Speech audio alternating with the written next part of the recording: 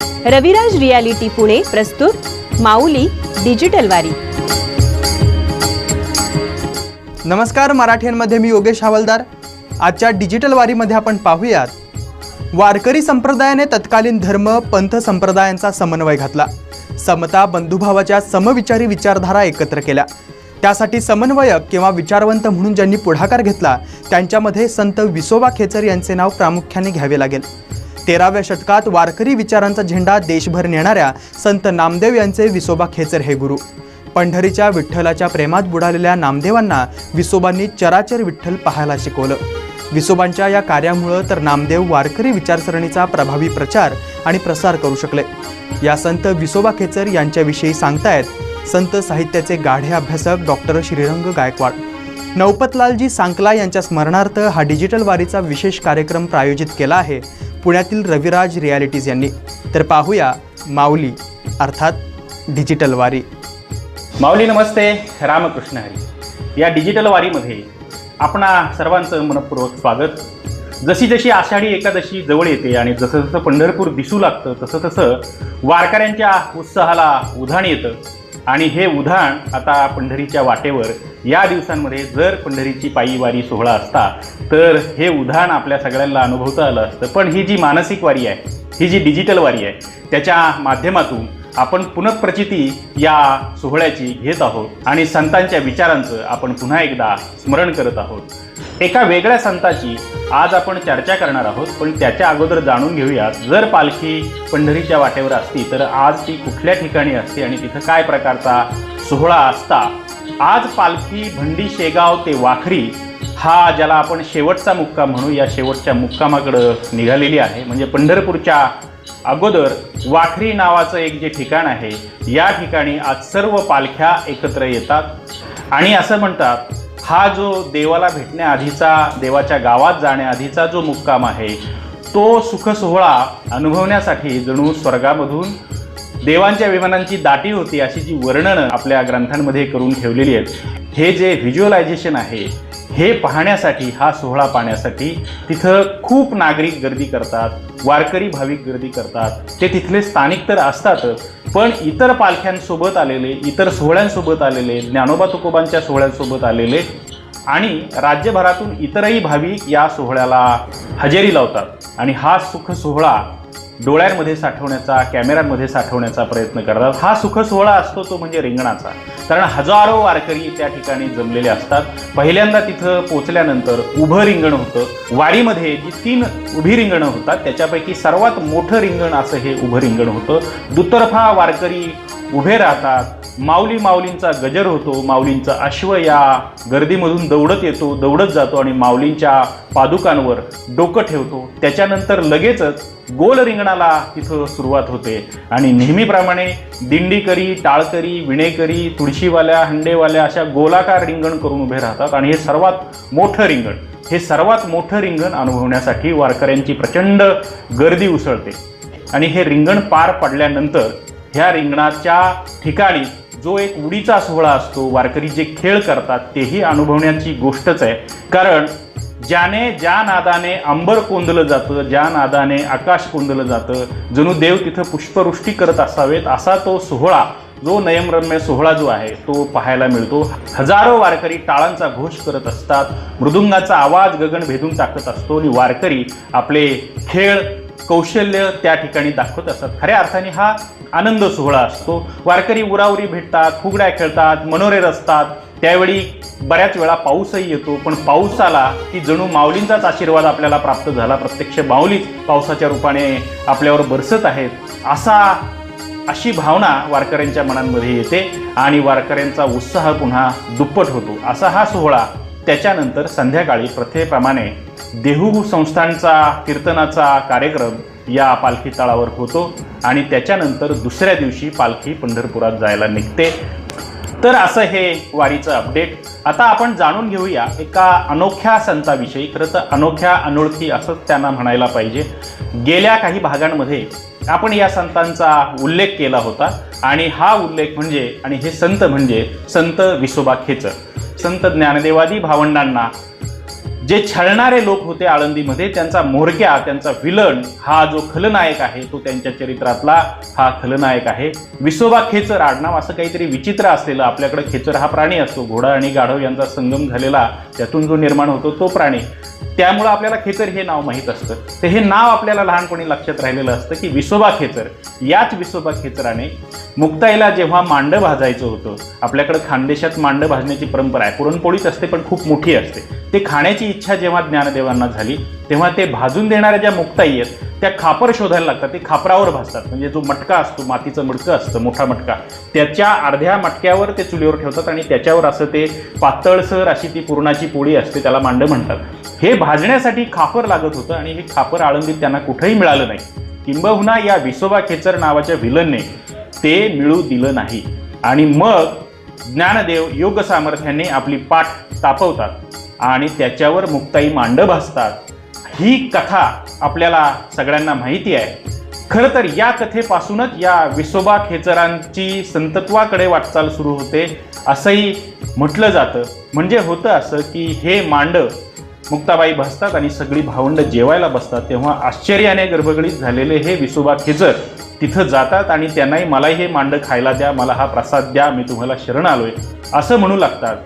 तेव्हा ज्ञानदेव माऊली म्हणतात, तू होसी गा खेचर सरपरता वेगेसी, म्हणजे हो बाजूला तिकडं, खेचर होशील पुढच्या जन्मात, अशा अर्थाचं काहीतरी ज्ञानदेव त्याला वैतागाने बोलले असतील. कारण त्याने जो छळ मांडला होता या भावंडांचा, त्यामुळं उद्वेग येणं माऊलींना अगदी साहजिकच होतं. पण तिथं मुक्ताई माऊली होत्या आणि या संत मुक्ताबाईंनी, ज्यांनी ताटीचे अभंग ज्ञानदेवांना सांगितले, क्षमाशील वृत्ती संतांची असेल तरच ते संत होऊ शकतात, जगावर रागावू नये, त्यांना माफ करावं. आणि असा हा माफी दिलेला माणूस म्हणजे संत विसोबा खेचर. त्यांना हे भावंड आपलं म्हणतात, त्यांच्या मांदियाळीमध्ये त्यांना सहभागी करून घेतात. आता अशी ही कथा आहे. त्याच्यानंतर संत विसोबा खेचर जे आहेत हे आपल्याला दिसतात, ते नामदेवांनी ज्यांचे पाय उचलून पिंडीवरून बाजूला ठेवले आणि मग नामदेवांना अनुग्रह दिला, हे विसोबा खेचर.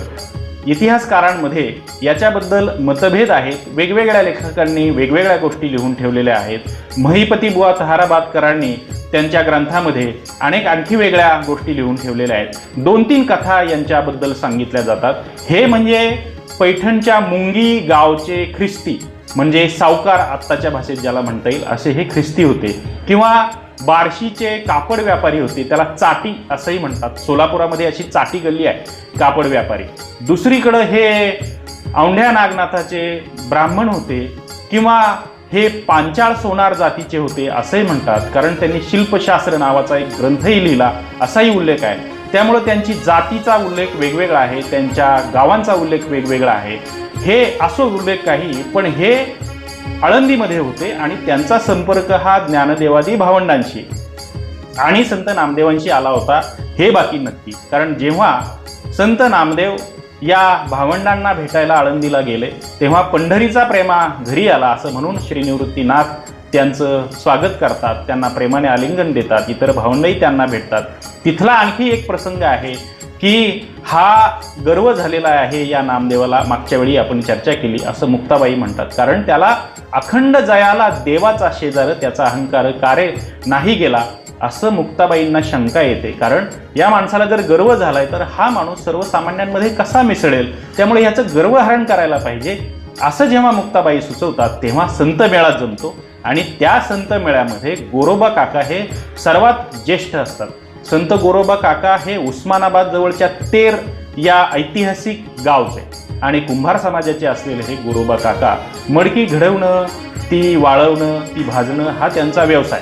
या गोरोबा काकांकडं मडकी कच्ची आहेत की पक्की आहेत हे याची परीक्षा घेण्यासाठी एक थापटणं असतं लाकडाचं, त्या थापटण्याचा उपयोग करा आणि या नामदेवांच्या कच्च्या डोक्याची परीक्षा करा असं जनाबाई सांगतात. त्याच्यासाठी एक ते नाटक तयार करतात. म्हणजे सगळ्या संतांची आपण डोकी तपासूयात आणि मग थापटण्याने प्रत्येक संतांच्या डोक्यावर थापटणं ते मारायचं आणि हे संत अगदी मुख गिळून, अगदी मन घट्ट करून ते थापटणं किंवा तो मार लाकडाचा सहन करत होते. पण नामदेवांवर जेव्हा वेळ आली तेव्हा नामदेवांच्या डोक्यावर मारल्यावर ते एकदम उसळले आणि ते म्हणाले ही काय थट्टा लावली आहे तुम्ही. त्याच वेळी मुक्ताई म्हणते की हेच ते कच्चं मडकं, हे सगळ्या संत मंडळीच्या समोर म्हणते. त्यामुळे नामदेवांचा थोडासा अपमान झाला असेल, त्यांना वाईट वाटलं असेल. आता ही कथा आहे.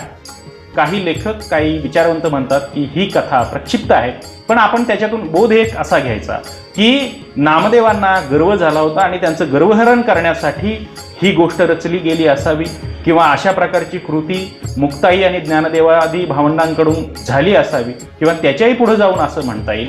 आणि खरं तर तेच आपल्याला प्रमाण मानता येईल की वारकरी संप्रदाय किंवा भागवत संप्रदाय आम्हा सापडेले वर्म करू भागवत धर्म, असं जेव्हा संत नामदेव म्हणतात, हे वर्म त्यांना काय सापडलेलं असतं तर त्या काळातले जे धर्म आहेत, पंथ आहेत, संप्रदाय आहेत, वेगवेगळे विद्वान आहेत, विचारवंत आहेत, या सगळ्यांना एकत्र करणं आणि सर्वांनी मिळून सर्वानुमते एक असा मार्ग शोधणं की जो सर्वसामान्य माणसांना आपला वाटेल, त्यांचं जगणं सोपं करेल, असा तो संप्रदाय म्हणजे वारकरी संप्रदाय. कालच्याच भागामध्ये संत निवृत्तीनाथ यांच्या चरित्राविषयी जेव्हा बोलत होतो तेव्हा नाथ संप्रदाय हा नंतरच्या काळात वारकरी संप्रदायच झाला. श्रीकृष्ण भक्ती आणि शैव शंकराची भक्ती ही एकत्रित झाली आणि या कृष्णाची भक्ती करा म्हणजे विष्णूची भक्ती करा असा आदेश संत निवृत्तीनाथ ज्ञानदेवांना देतात. त्याच्यानंतर ते ज्ञानेश्वरी लिहितात. म्हणजे शैव आणि वैष्णव यांचा हा संगम झालेला आपल्याला त्या ठिकाणी दिसतो. आणि त्याच्यानंतरचा जो संगम आहे तो लिंगायत धर्म आणि वारकरी संप्रदाय यांचा एक संगम झालेला आपल्याला दिसतो. कारण या ठिकाणी हे जे संत विसोबा खेचर आहेत हे लिंगायत धर्मातले आहेत, हे जंगम आहेत, म्हणजे लिंगायत धर्मातले पुजारी आहेत. अत्यंत मान सन्मान असलेला असा हा ज्येष्ठ माणूस आहे. म्हणजे जेव्हा नामदेव औंढ्या नागनाथाला जातात तेव्हा त्यांना पाय उचलत नाही, ते एवढे वृद्ध असतात. खरं तर फार त्यांच्या चरित्राविषयी उल्लेख नाही, पण त्यांनी एक षडुस्थळी नावाचा ग्रंथ लिहिलेला आहे. त्याच्यामध्ये 6 प्रमुख मुद्दे आहेत आणि त्याच्यातला प्रमुख मुद्दा जो आहे तो जीव आणि शिवाचं ऐक्य हा प्रमुख मुद्दा त्याच्यामध्ये आहे, जो लिंगायत धर्मामध्ये प्रमाण मानला जातो. हा षडुस्थळी नावाचा ग्रंथ अण्णा अर्थात राचिंग ढेरे, रामचंद्र चिंतामणी ढेरे यांनी पुन्हा एकदा पुनःप्रकाशित केला आणि त्यांनी त्याच्यावर खूप चांगलं संशोधन करून ठेवलेलं आहे. त्यांना सासवडमध्ये जी सोपानदेवांची समाधी आहे त्या समाधीच्या मंदिरामध्ये त्यांना गोसावी कुटुंबाकडं जे पुजारी आहेत तिथले त्यांच्या एका गळाठ्यात मला हे ग्रंथ सापडला असं ढेरे अण्णांनी म्हटलेलं आहे. याचा अर्थ असा आहे की नाथ संप्रदाय आपल्याला माहिती आहे, सासवडवर आपण त्या सासवड मुक्कामाला जेव्हा पालखी होती त्यावेळी त्या परिसराचा उल्लेख केला. सासवड परिसरावर नाथ संप्रदायांचा फार मोठा असा प्रभाव आहे. आणि मग आपल्याला लक्षात येईल की जर हे लिंगायत धर्माचे जंगम आहेत, तिथले विद्वान आहेत, तर त्यांचा आणि नाथ संप्रदायांचाही कुठंतरी समन्वय आहे, कुठंतरी दोस्ती आहे, कुठंतरी वैचारिक एकवाक्यता आहे. म्हणून तर अशा पद्धतीच्या त्या गळाठ्यामध्ये ढेरे अण्णा म्हणतात त्याप्रमाणे हे षडुस्थळी सापडलेले आहे, त्या संदर्भाचे प्रमाणं सापडलेली आहे. तर मी सांगत होतो की संत विसोबा खेचर, संत निवृत्तीनाथ, संत नामदेव हे जे आहे यांनी समन्वय केला सगळ्या संप्रदायांचा, सगळ्या विचारधारांचा, आणि तो समन्वय आळंदीत झाला असं आपण म्हणू शकतो. कारण आळंदी हे गाव पुण्यभूमी ठाव दैवताचे नाव सिद्धेश्वर, 84 सिद्धांचा सिद्धबेटी मेळा असं वर्णन संत नामदेवांनीच केलेलं आहे. याचा अर्थ तिथं नाथपंथीयांची ही भूमी आहे. त्याचप्रमाणे महानुभव पंथीयांचंही त्या ठिकाणी चलनवलन होतं आणि त्याचाही प्रभाव तिथल्या जनमानसावर होता. पण शैव वैष्णव एकत्रीकरण म्हणजे आळंदीच्या मंदिरात जर आपण गेलो तर त्या सिद्धेश्वराच्या समोरच त्याच ठिकाणी ज्ञानेश्वरांनी समाधी घेतलेली आहे. किंबहुना हे सिद्धेश्वराचं ठाणं आहे, श्री शंकराचं ठाणं आहे, म्हणून तिथं समाधी घेतलेली आहे. आणि म्हणून ही समन्वयाची जी बैठक आहे ती आळंदीत झाली असणार.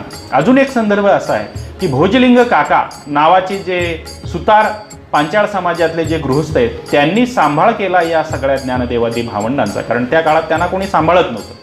अशा काळात या लिंगायत पंथाच्या माणसाने त्यांचा सांभाळ केला. म्हणजे जी माणुसकीची जी विचारधारा आहे ती विचारधारा खऱ्या अर्थाने हे लिंगायत धर्मीय लिंगायत पंथाची माणसं सांभाळताना दिसतात. कुणीच सांभाळत नसताना या माणसानं त्यांना माणुसकी दाखवावी आणि सांभाळावी ही फार मोठी गोष्ट त्या काळामध्ये घडली. याचं कारण बसवण्णांनी जो लिंगायत धर्म सांगितला तो माणसाने माणसाला माणसाप्रमाणे वागवावं, सगळ्यांनी एकमेकांशी प्रेमानं वागावं, स्त्रियांना दुय्यम दर्जा देऊ नये, त्या काळात ज्यांना अस्पृश्य म्हणत होते त्यांनाही दुय्यम दर्जा देऊ नये, त्यांना सगळ्यांनी एकत्र यावं अशा पद्धतीचा तो विचार त्यांनी दिला होता. आणि म्हणूनच भोजलिंग काका तीच त्यांची विचारांची प्रेरणा असणार. ज्ञानदेवादी भावंडांचा त्यांनी सांभाळ केला. त्यांची समाधी आळंदीमध्ये त्या ठिकाणी असलेली आपल्याला दिसते. वारकरी त्या समाधीचंही दर्शन घेतात.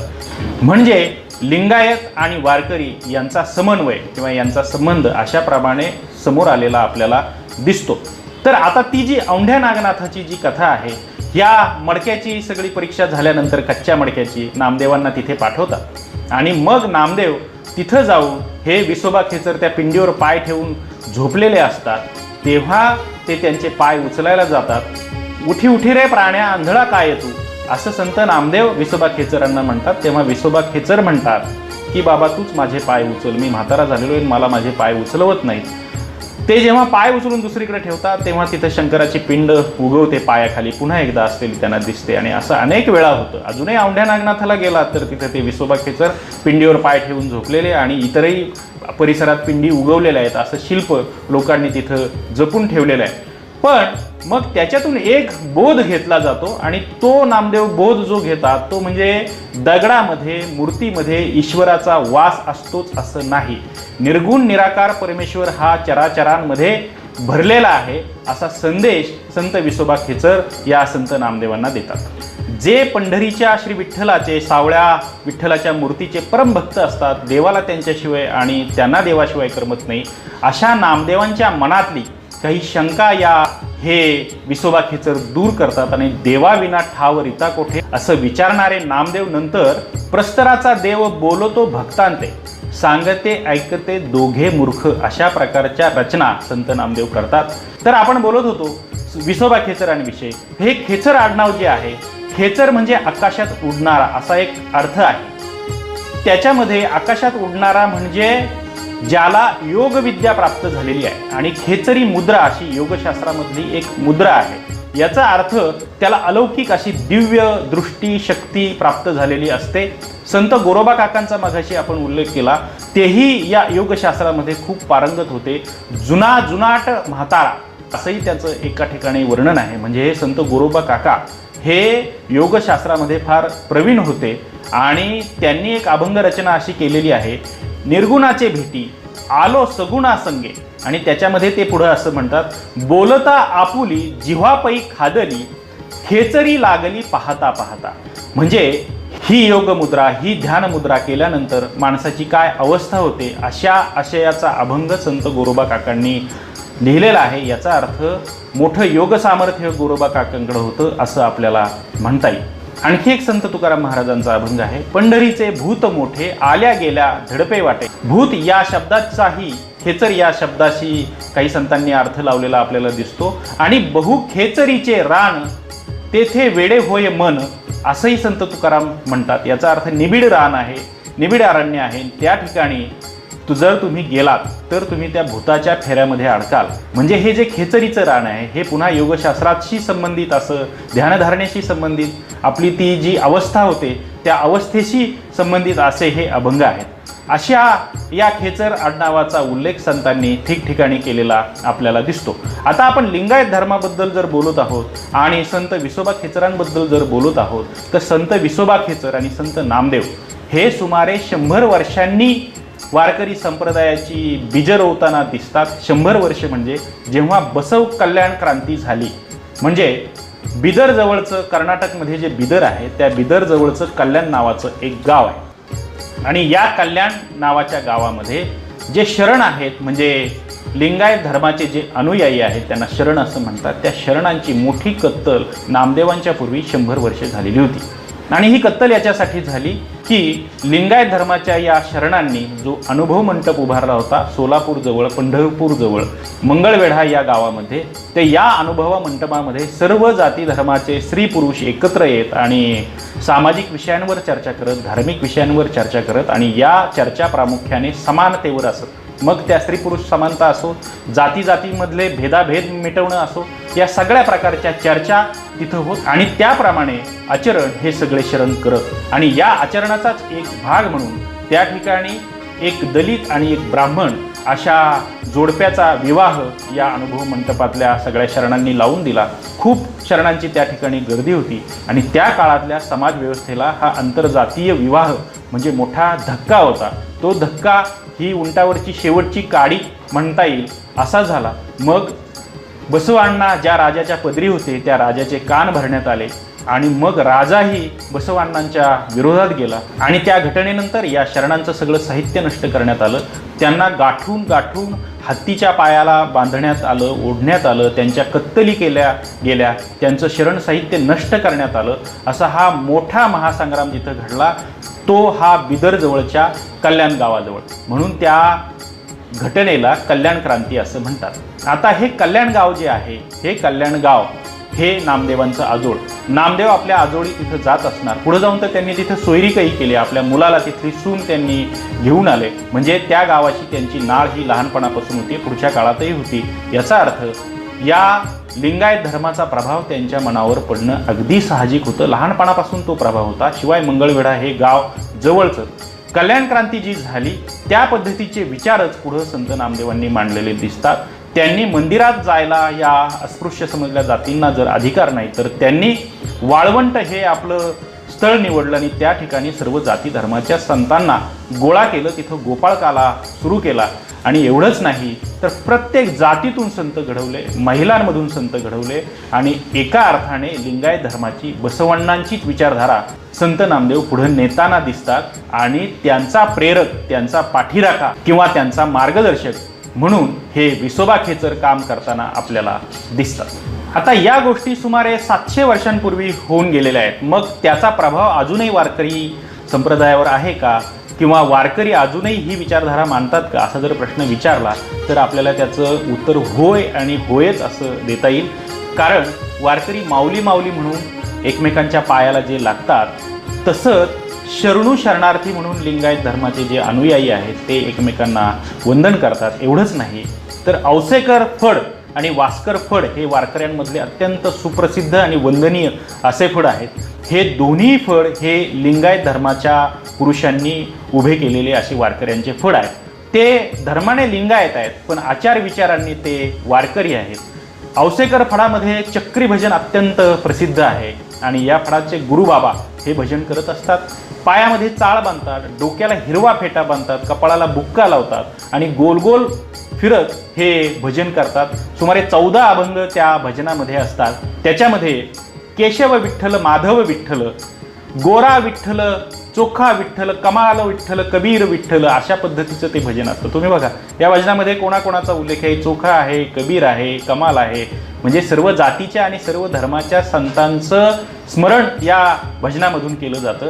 आणि डोक्याला ते जे फेटा बांधतात, हा फेटा हा सुफी संप्रदायाचे विचारांचा पगडा वारकऱ्यांच्या डोक्यावर कसा आहे, वारकऱ्यांच्या मनावर कसा आहे, त्याचं प्रातिनिधिक रूप म्हणून हा फेटा ते डोक्यावर बांधतात. त्यांची माघवारी खूप प्रसिद्ध आहे. या माघवारीमध्ये सुमारे 40 ते 50 हजार वारकरी सहभागी होतात. विठ्ठलाच्या मंदिरामध्ये त्यांचं चक्री भजन होतं. शैव, वैष्णव, वारकरी, लिंगायत या सगळ्या विचारांचा समन्वय या औसेकर फडामध्ये झालेला दिसतो. खूप चांगल्या प्रथा परंपरा हे या औसेकर फडाकडनं पाळल्या जातात. त्यांचे गहिनीनाथ महाराज औसेकर हे प्रसिद्ध आहेत. पंढरपूरच्या श्री विठ्ठल मंदिराच्या कमिटीवरही ते सदस्य आहेत. आणि ह्या वारकरी फडामध्ये जर कोणाला शिष्य करून घेतलं तर त्याला पहिल्यांदा एक झाड देतात आणि ते झाड लावून त्याचं संगोपन करायला शिकवतात. अशी ही जुन्या विचारांची नाळ नव्या विचारांशी जोडून आणि या सगळ्या चांगल्या विचारांचा समन्वय वारकऱ्यांनी घातलेला दिसतो. तो वर्तमान काळातही घातलेला आपल्याला दिसतो. आणखी एक फड आहे आणि तो म्हणजे वास्कर फड. त्यांचे मूळ पुरुष मल्लाप्पा वास्कर हे ज्ञानदेवांचे आणि संत तुकारामांचे मोठे भक्त. संत ज्ञानदेवांचा जो वेगळा पालखी सोहळा सुरू झाला त्याच्यामध्ये मल्लाप्पा वास्कर महाराजांचं फार मोठं योगदान आहे.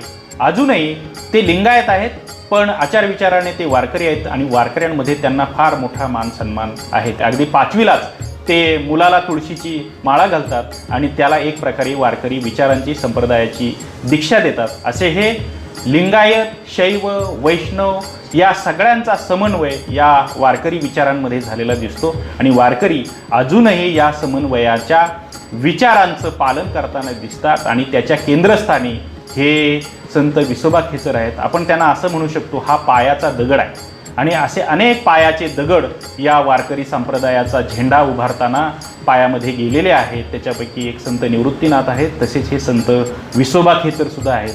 त्यांना आपण या निमित्तानं वंदन करायला पाहिजे. आजच्या भागात आपण इथंच थांबूया. उद्या आणखी दुसऱ्या विषयावर बोलूया. धन्यवाद.